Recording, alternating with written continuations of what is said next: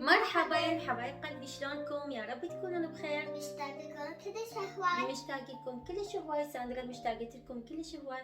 اليوم راح اسوي لكم اطيب فاهيتا الدجاج بطريقة كلش سهلة وبسيطة وبنفس الوقت طعمها يجنن. ويلا خلونا نبلش بطريقة التحضير. 1 2 3. لا مو هاي. هسه راح نبلش بطريقة التحضير. أول بداية أنا مقطعة الدجاج وغسلته غسلة زينة. وهنا عندي التوابل، عندي أورجانو كمون أني أحب بس طحنته بس مو كلش ناعم بهذا الشكل. إذا عندكم كمون مطحون هذا الشي اختياركم، وبابريكا باردة وفلفل أسود وملح، وعندي قليل من الشطة الحارة إذا تردون تضيفوها، وإذا تردون لا تضيفون هذا الشي اختياركم. هسه أنا راح أضيفها على الدجاج وراح اتبل الدجاج مدة ساعتين وبعدين نستخدمه. هنا أنا عندي ثوم ورشته بهذا الشكل وراح اضيفه وياه. هسه عندي هنا ليمون ربع كوب، وهسه راح ابلش اخلطها واتركهن بالثلاجة مدة ساعتين.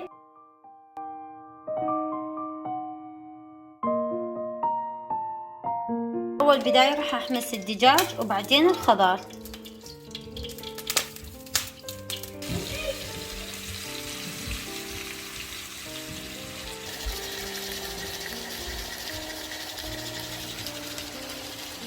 قليل من الزيت وجاي احمس الدجاج وبعدين اضيف البصل والخضار.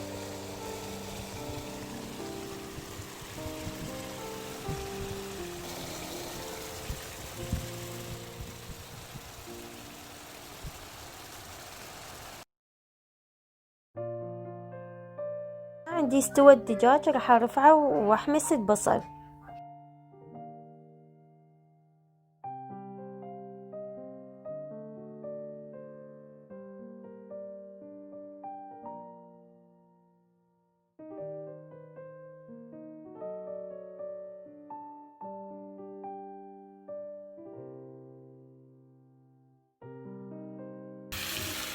هسه بعد ما انحمس البصل ضفت الفلفل البارد الاخضر وضفت القطر مثل ما شفتوا بطريقتها، وبالاخير راح اضيف الدجاج. بس اترك الخضار وبداية ينحمس. طبعا طريقتها كلش سهلة وريحتها تجنن. اتمنى تجربون هاي الطريقة، يعني فتشي.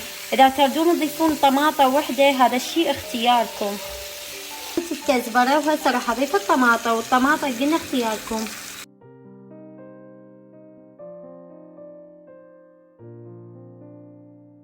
هسه راح اتركهم مدة 5 دقائق تنحمس وبعدين اضيف الدجاج.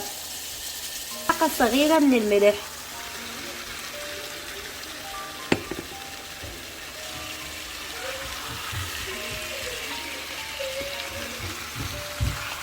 هسه بالاخير راح اضيف اورجانو ونص النار على نار هادئة. اتركه مدة 5 دقائق واطفي النار.